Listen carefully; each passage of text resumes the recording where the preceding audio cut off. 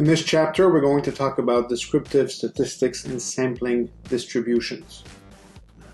Spend a bit of time discussing how we visually describe data as well, and then we will introduce the central limit theorem, which is basically the central component of probability and statistics. The central and central limit theorem does not refer to the fact that it plays a central role. Rather, it describes properties of central measures, the mean value. The main reason why we do statistical analysis is because we're trying to understand the data that we obtain when we run experiments. Now, studies and experiments will give you statistical units. That's what the outcome of these experiments would be.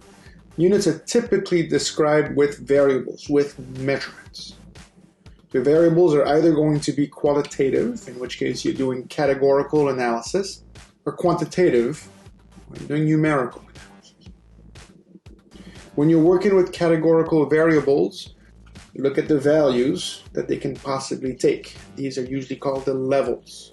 And these values come from typically a finite set of categories, or potentially also classes. If you will do machine learning later on, you will see that categorical variables play a very important role in something called classification. Numerical variables, on the other hand, well, they can take any value from a potentially infinite set of quantities. In the machine learning framework, often we call this regression or value estimation. Age, for example, is a numerical variable when it's measured in years, but we usually report it as being the nearest year integer, potentially even in an age range of years.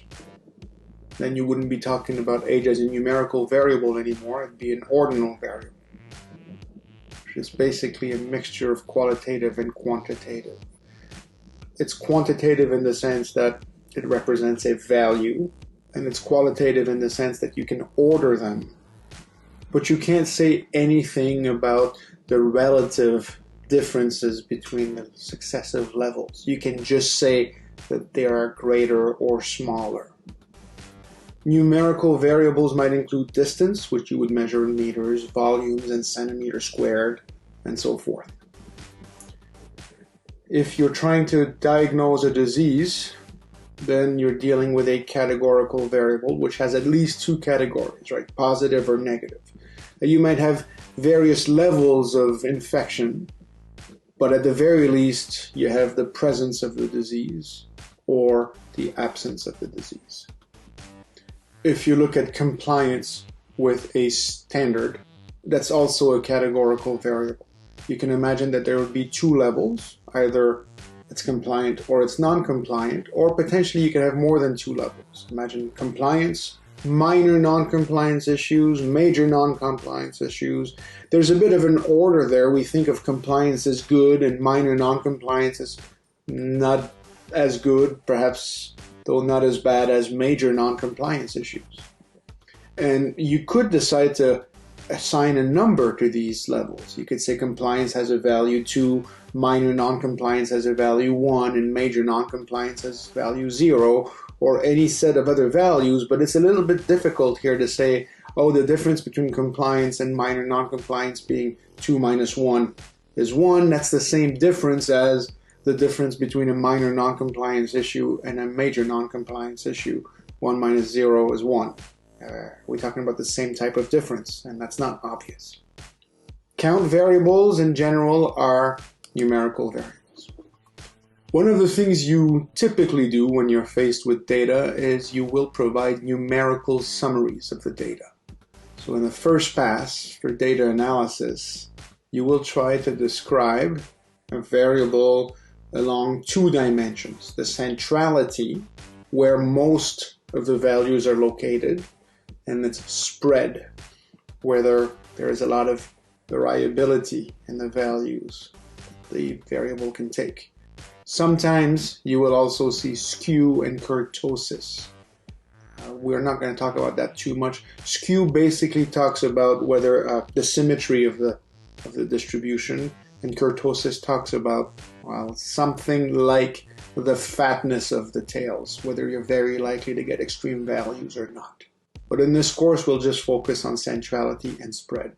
Centrality measures, typically for numerical values, you're looking at the median or the mean. And I've put sample between brackets here because you're estimating what the true mean is and what the true median is using the sample of the observations that you have. There's something else called the mode. The mode is the most frequent value that the variable takes.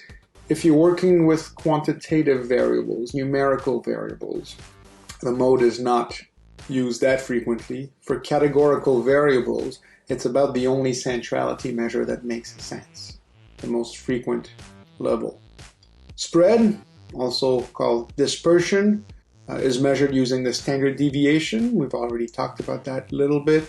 Quartiles, interquartile range, and less frequently the full range of the measurements. It's very easy to compute the median, the range, and the quartiles if you have an ordered list of values. So if you have a sample that has n measurements, the median is going to be a numerical value which splits the ordered data into two equal subsets. And by equal, I mean that contains the same number of observations. Imagine you have this data set here. These are all values on some sort of horizontal axis. There's 1, 2, 3, 4, 5, 6, 7, 8, 9, 10, 11.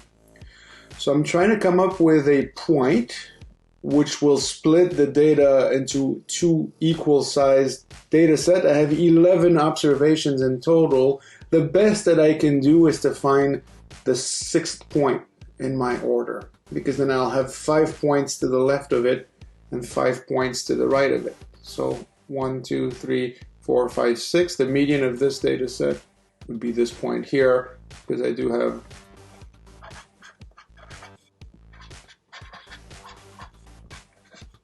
the same number of points on both sides. So if the number of points is odd, the position of the median is going to be the n plus 1 divided by 2 observation.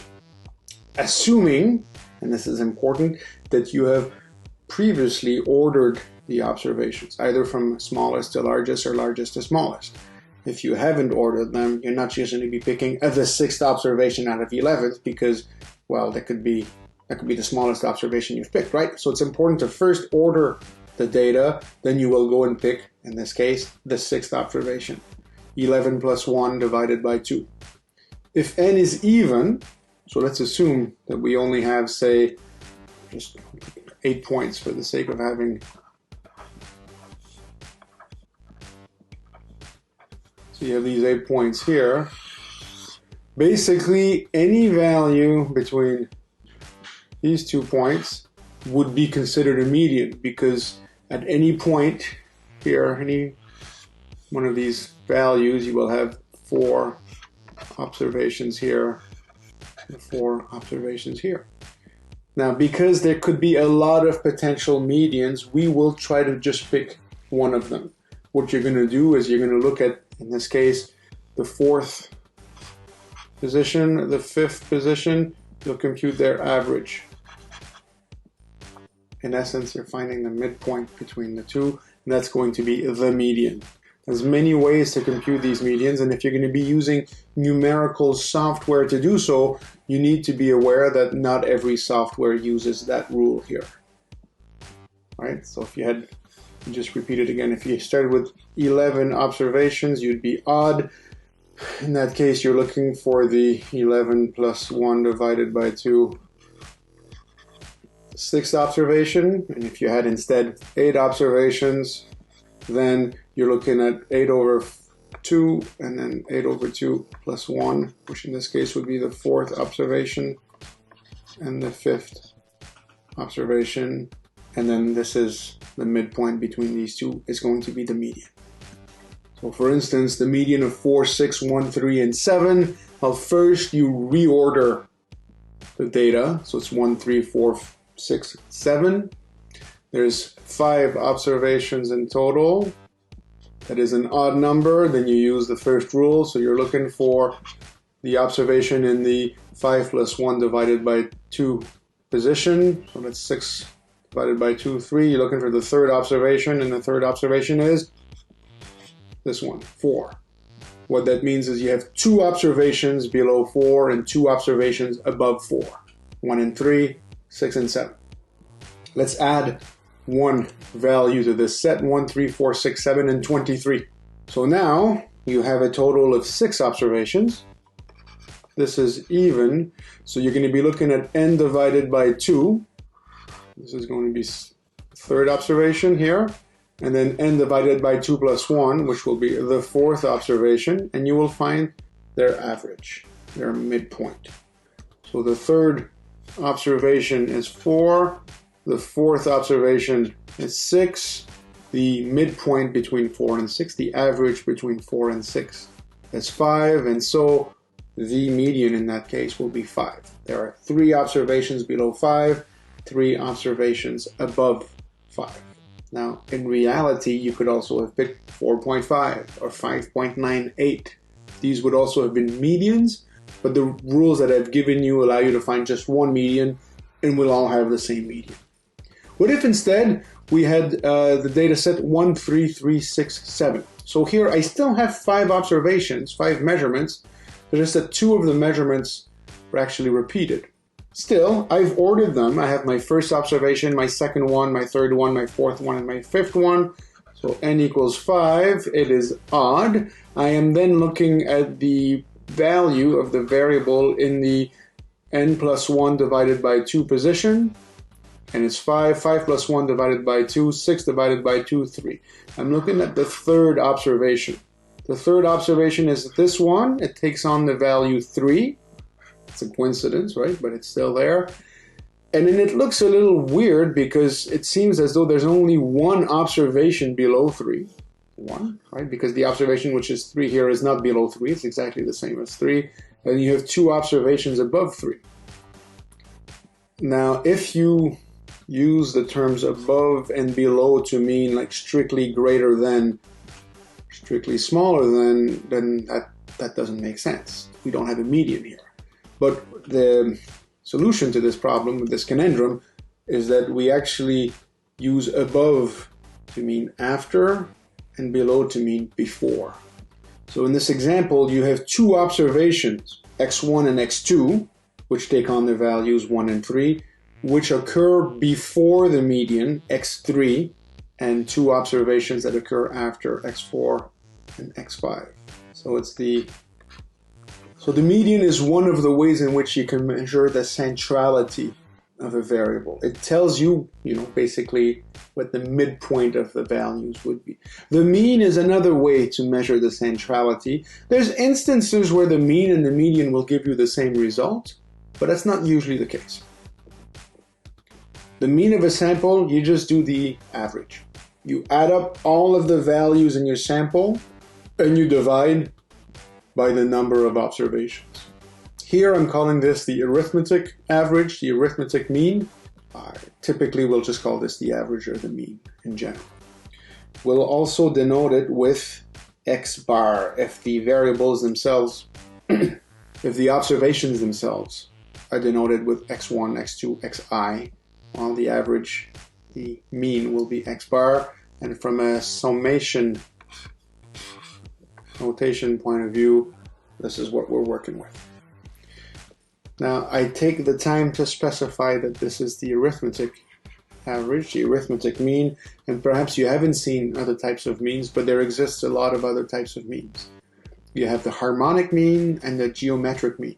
So for the geometric mean, what you do is you take the product of all of the observations, and then you take the nth root.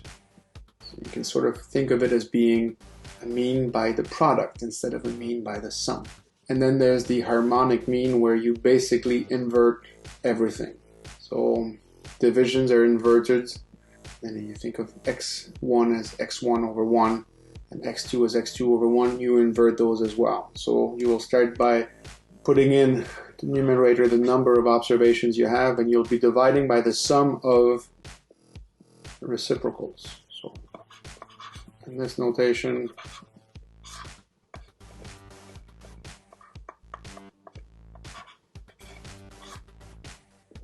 this is what the harmonic mean is. If you wanted to use product notation,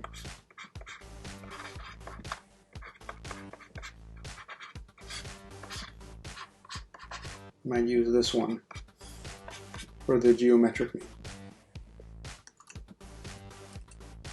Well, there's some examples here. Let's take the same data sets as we had before. 46137, I do the arithmetic mean just by adding them all up and dividing by the number of observations. The sum is 21, divide by 5 observations, I get 4.2. And 4.2 is pretty close to the median value that we had computed, which was 4. For the other data set, the one we tacked on at 23, you might remember that the median didn't change that much. It went from 4 to 5. Now, if I do the arithmetic mean, I'm actually going to get a substantially larger value. One of the problems with the mean is that if you have outlying values or extreme values, they actually affect the value of the mean much more than they do that of the median. So if the average here is 44 divided by 6, 7.3, and we're starting to get fairly far away from 5, from the median. And if you look at some of the other possible quantities here, the harmonic mean, n divided by the reciprocal, the sum of the reciprocals, 5 divided by 1 over 4 plus 1 over 6 plus 1 over 1 plus 1 over 3 plus 1 over 7, 5 divided by 53 over 28, about 140 divided by 53, about 2.64. And you see these values are not quite the same. The geometric mean, you go through the product, 4 times 6 times 1 times 3 times 7, and you take the fifth root, you'll get about 3.47, getting closer to the mean and the median. In general, if you have a sample that contains n observations, the harmonic mean is going to be greater than the mean, but smaller than the geometric mean, which is going to be smaller than the arithmetic mean, which is going to be smaller than the maximum of the values. And this is sort of illustrated here. The minimum of those values was 1. The maximum of those values was, well, in the case of 46137, was a 7. And then we have the following values, 3.47, 2.64, and finally 4.2. But it's not just this example for which this is going to be the case. This is a general rule. Now the question you might have, what mean should I use? What centrality measure should I use? Like I have 3 means and 1 median. The mean is often used because it is theoretically supported. We have nice results concerning the mean of samples, thanks to the central limit theorem. If the data distribution is symmetric, roughly speaking, and you don't have that many outliers, the mean and the median will be about the same, in which case you might as well use the mean because we can then use a central limit theorem to say things about the data. But if the data is skewed, meaning that you have a lot of outliers, then the mean is going to be pulled toward the long tail, towards the extreme values. It gives you a distorted view of what the center of the distribution is.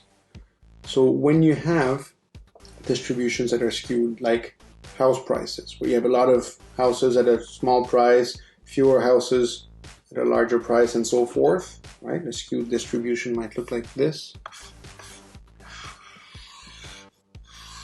Then the mean is being pushed this way. In that case, you would use the median. Find the point here, which gives you 50% of the area under the curve. That's the median, really, the midpoint.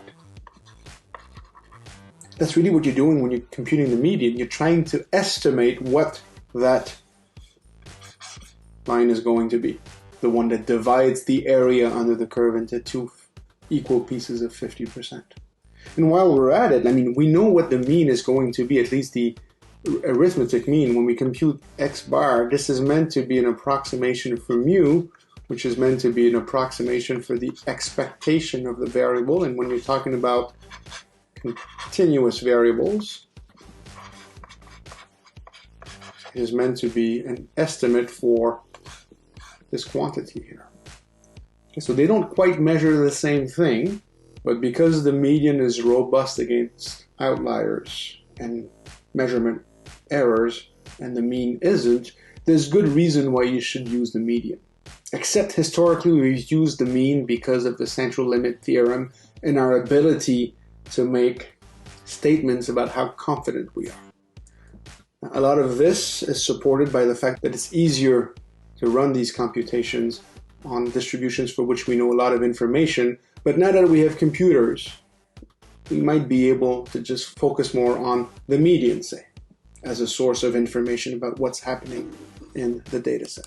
So the mean, the median, the mode to some extent, the mode being the point where the curve is highest, these give us an idea as to where the mass of the distribution is located. The standard deviation, on the other hand, gives us an idea about the spread of the distribution. So what we have here are 4 normal distributions. 3 of them have the same mean, mu 0, 0, 0, the other one mu minus 2, so it gets shifted to the left by 2 units, but they all have different standard deviations.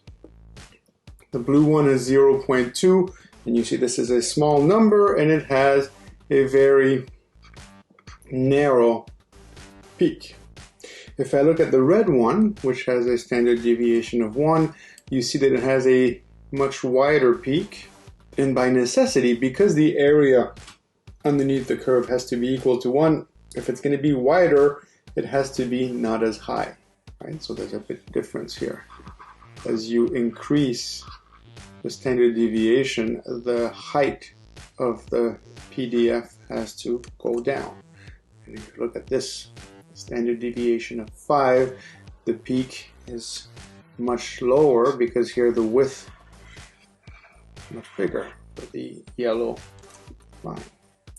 So the standard deviation gives us an idea of the width, the spread of the distribution.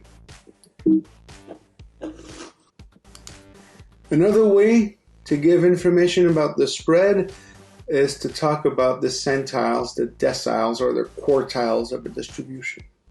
The quartiles are generalization of the median, or you could say the median is a very special quartile. It's the second quartile. So if you think of the median as the point in the distribution where 50% of the area under the curve lies to one side and 50% to the other side, well, then you can play the same game with, instead, various quantities. You can modify the 50 you had before. So perhaps you look at the point where 25% of the area lies to the left of it, and 75% of the area lies to the right. When you're working with a sample instead of with the distribution itself, you're looking for the point where, let's say, 25% of the observations will lie before that point and 75% will lie after that point. That's for the lower quartile, Q1. And there's the upper quartile, Q3, where the proportions are reversed, 75% below, 25% above. And you can think of the median, as I said, as the middle quartile. The minimum of the observations we call Q0. The maximum we call Q4. If you want to use centiles, PI usually rather than QI, or deciles, DJs, well, basically you're just looking at different splitting percentages. P25 is the same thing as Q1. P37 will be the point where 37% of the observations are below that point and 63% are above that point, and so forth. Typically speaking, you only really talk about quartiles. When I was a kid and they gave us information about our grades, our report cards, they would also talk about the centiles. So we would have an idea as to where we resided. If we had had a population, a classroom of 100 students, where are we at? What's our rank in the classroom, so to speak? When you do statistics about quartiles or centiles or deciles, collectively, these are also known as quantiles. When you do that, you're talking about rank statistics rather than numerical value statistics. And the principle is the same as before. Here you sort all of your observations into an increasing order. Here we're going to specify that it has to be increasing. For the median, the order didn't matter so much because 50 before, 50 below, you could have ordered them either way and things would have given you the same result. But for this one, we're going to order from smallest to largest, the same way that we place negative values to the left and positive values to the right when we have a continuous axis. So the smallest observation has rank 1, and the largest observation, if you have n of them, has rank n. And an observation of rank 7 would be, well, the 7th smallest observation in your set. So you compute your lower quartiles and your upper quartiles as before. It's just that you're going to be looking for the observations with rank the floor of n divided by 4 and the floor of n divided by 4 plus 1. And by floor we mean the largest integer which is below n divided by 4. Here we have the ceiling for the quartile Q3, the upper quartile, and you do the average of the ceiling of 3n over 4 and 3n over 4 plus 1. So the ceiling would be the smallest integer which is above 3n over 4. So you apply these rules to find the first quartile and the third quartile of the observations. There's 1, 2, 3, 4, 5, 6, 7, 8 observations. You divide by 4, that is 2.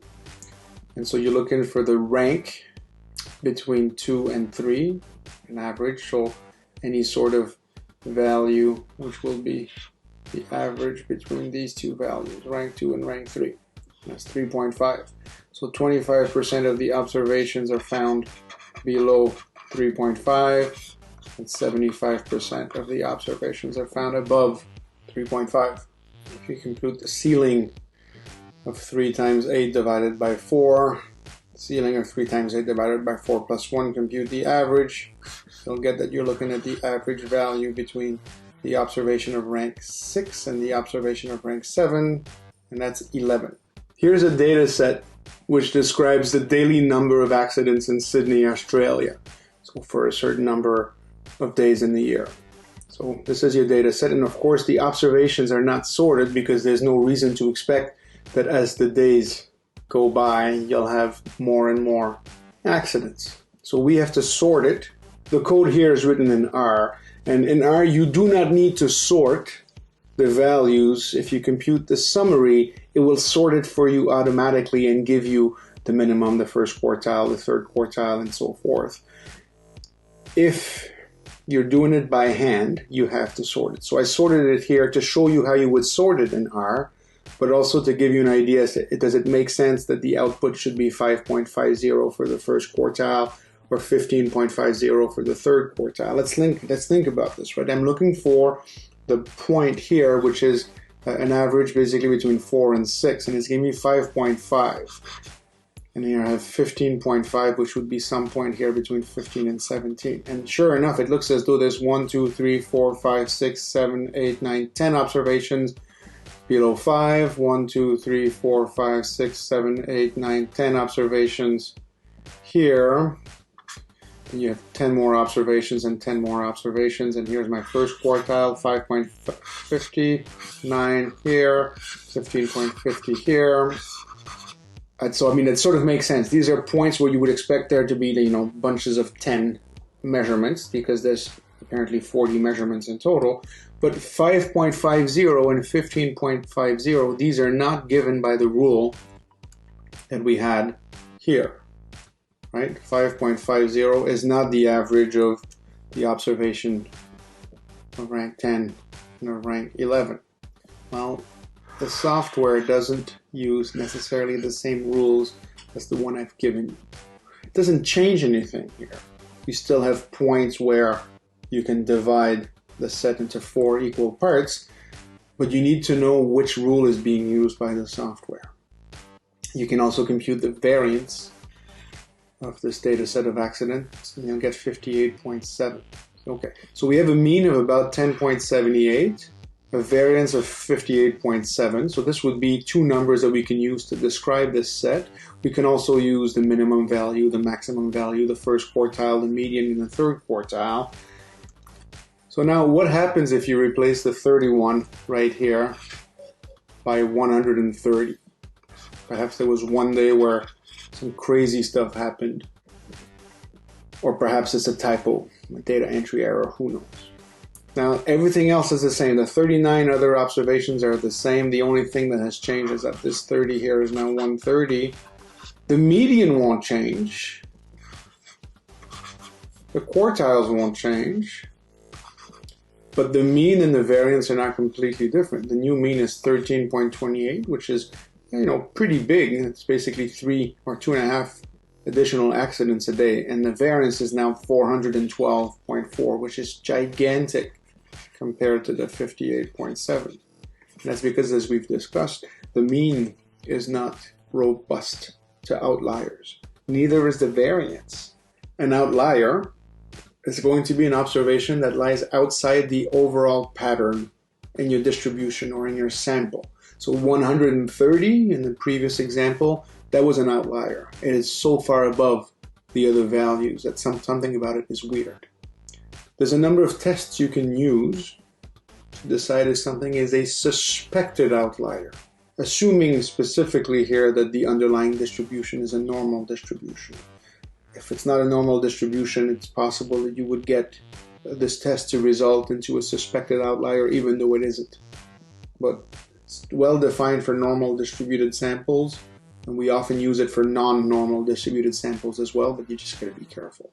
So a point is going to be a suspected outlier if it takes on a value smaller than the first quartile minus 3/2 of the interquartile range, and that's the same thing as Q3 minus Q1. So this is really the first quartile minus 3/2 of Q3 minus Q1. And you can rewrite that, right? That's the same thing as Q1 minus 3/2 times minus Q1. So that would be plus 3/2 Q1 minus 3/2 Q3. Or if you'd rather, 5/2 of Q1 minus 3/2 of Q3. So if a value of x is smaller than this quantity, there's a good chance that it's an outlier. And you could do it the other way around. If it's greater than Q/3 plus 1.5 IQR, and if you work that one out, you'll get 5/2 Q3 minus 3/2 Q1.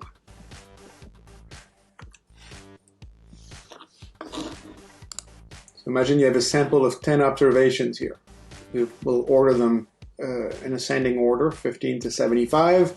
First of all, you'd have to verify that the standard deviation for this sample is indeed 17.81884. Do you know how to compute the standard deviation of a sample? First question. Verify now afterwards that the first quartile is 17.5 and the third quartile is 22.25. Well, this one is fairly easy, right? Because we can look at points here, and points. Oh, it's not that easy in the end, is it? It's not that easy in the end, is it? We'll have to think about this a little bit.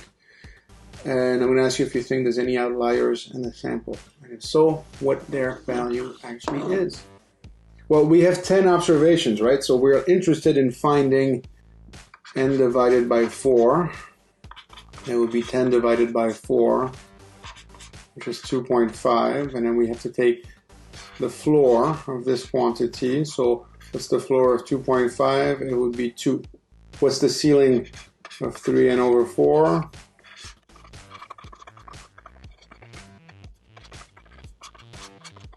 7.5. So we're looking for an observation of rank 2. This is the one here. And an observation of rank 2 plus 1, so this one here. So what is the average between these two? 17. Oh, it's not 17.5. Why is that the case? Well, it's because here I'm using one of the other rules, right? You can do the average between points, find the midpoint,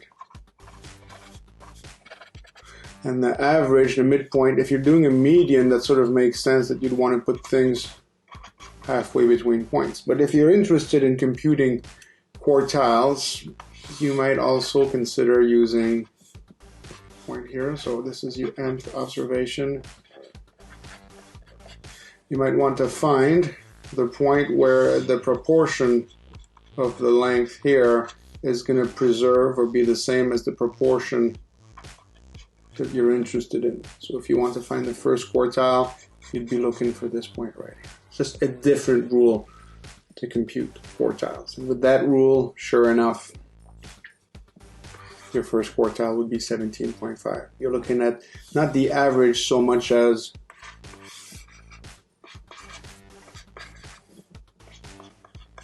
the point which is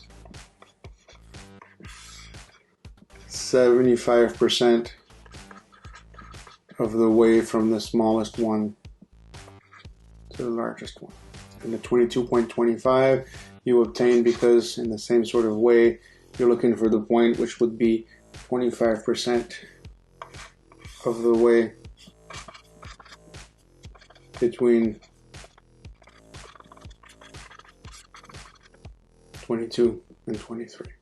So if you use the definition that I gave you here, this won't work.